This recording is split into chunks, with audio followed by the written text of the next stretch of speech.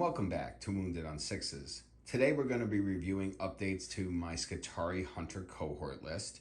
This list is going to be focusing on the Conqueror doctrine, which, if you don't know what the Conqueror doctrine does, it gives us +1 to our weapon skill, it gives all of our weapons assault, and if we're a battle line or within 6 inches of a battle line unit, we get +1 to our AP. So let's go over the units here, starting with the battle line units. We have 3 units of Skitari.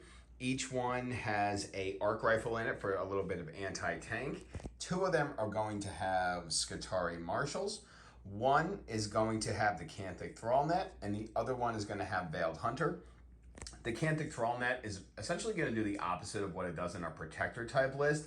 It's going to throw the Protector Doctrina on one of our shooting Skitari units, like a Iron Strider or a Onager Jun Crawler, and that's just going to help us to get +1 to our weapon skill or to our ballistic skill, as well as make us -1 to hit in melee. Also give us heavy. So we're going to try to throw this on, like I said, on our Iron Strider or on our Jun Crawler. So we're going to want to keep this unit particularly close to one of those anti-tank pieces. The other one has the Veiled Hunters. That's just going to allow us to have a redeploy of Skitari infantry, up to 3 of them. Because we have so much Skitari infantry in this list, I think it's helpful. We may not use it all the time, and it's not as good as it used to be because we have to use it before we know who's going first. But again, we can kind of use it to help out deploy our opponent where they think we're putting a bunch of stuff on the line and then we can move it off, or, you know, we can basically hide stuff away so they think that it's going, they can start on the line, and then we can redeploy back on the line for a charge if we feel it might be necessary. So it does kind of help with out deploying our opponent. The other one is just going to be naked there. So yeah, 3 units of Skitari Vanguard. We're then going to have 1 unit of Saran Infiltrators. These guys are great. Their ability to kind of hold down an objective is really clutch. And in the Skitari Hunter cohort, they're kind of hard to kill. They're going to be -1 to hit. They're also going to be in cover outside of 12 inches. They're basically always going to be on an objective for me. And we can also pop them off with a stratagem if we want to. So they can be quite effective. Also, their Battle Shock ability is pretty decent. I've used it to great effect, especially when I feel like my opponent might interrupt with 2 CP. I can make sure to target that unit with its Battle Shock ability, and then also if it's close enough to a battle line unit, then it could be put minuses to their leadership test as well. So that's pretty good. Next, and the main meat and potatoes here, is going to be 2 units of 10 Rust Stalkers. The Rust Stalkers have just fared extremely well since the updates. They're great infantry killers. They move really quick. We have access to an advance and charge, so we can really get these guys up on the board. Their biggest downfall is that they're on Terminator bases, so 2 units of 10 is going to be kind of hard to move. I may split this up to a unit of 10 and 2 5s, but I need to do a little bit more testing before I can say that's the way to go. But I've seen a lot of people break up that second unit into 2 5s, but I really, really like the Rust Stalkers now. I like them so much that I got another unit of 10. So 2 units of 10 Rust Stalkers. Next, we're going to have a unit of Fulgurite Electro Priest, and they're going to be led by a Dominus. They're not going to benefit from our detachment rule in any way because they're not Skitari, but they are going to benefit from our Conqueror ability a lot. So I really like this unit. It's kind of hard to hit because everything, because we want to be moving quick. Everything will have assault.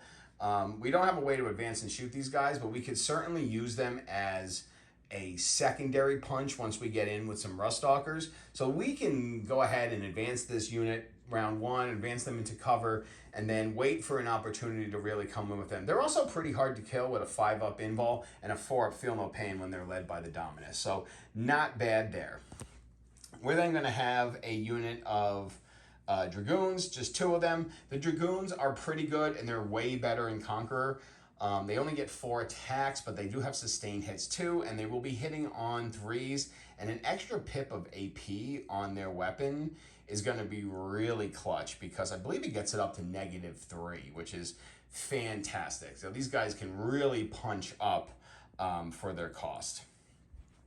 Moving over to some utility units here, we have a unit of Cerebus Raiders, and we have a unit of Pteraxi Sterilizers. You know, both of these units give us a lot of utility. The Raiders have a reactive move. If something ends their movement within 9 of them, we can either reactive move them into combat or into engagement range, or move them out of danger. These guys are great for, you know, getting to an objective. They do have a scout move. And again, they are Skitari, so they're going to be -1 to hit in the shooting phase. And again, not great damage dealers, but can really do a lot of actions, can really be in places. Especially, there's a lot of things in Pariah Nexus now that want you to be on battlefield edges, and these guys are great for getting into those places. Sterilizers as well, they have a deep strike ability.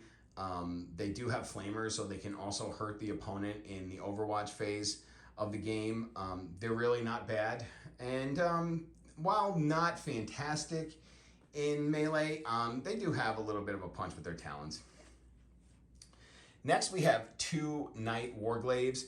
These guys are kind of in there because I'm bringing a little less anti-tank in terms of Onager Jun Crawlers in this list.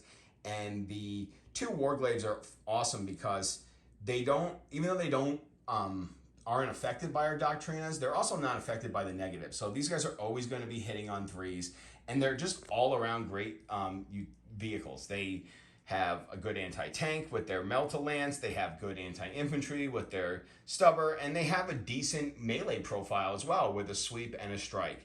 They're also move 12, they have, and they also have 8 OC, so they can really hold down a point as well. And I think that because we don't have as much anti-tank, those Melt-A-Lances on a unit like this that can get into combat is going to be really, really effective. And then we're going to have 2 units of 1 Bastari. The new Bastari are fantastic with the sustained hits. I've been singing their praises ever since they got updated. I might even try to fit another one into this list. But as of right now, I only have 2, and they're going to run solo with each other. It's a little bit easier to give up bring it down points. I understand that, but you know, it also gives us some flexibility with the new layouts to really get around corners, and 2 units on these big bases to get them in great firing range isn't always the easiest thing to do. Then we're going to have 1 Onager Jun Crawler with a neutron laser. Just fantastic anti-tank. It's also great with our battle line units because it can transpose its 4-up invul to them, which is really nice, and just an all-around decent tank, and very, very hard to deal with a 2-up, 4-up. This is not an easy tank to take down, although it only has 11 wounds. It can really take a punch. We can also make it -1 to hit with its smoke launcher ability as well, so really hard to deal with. And then last but not least, we have Belisarius Call, Karl the Conqueror himself.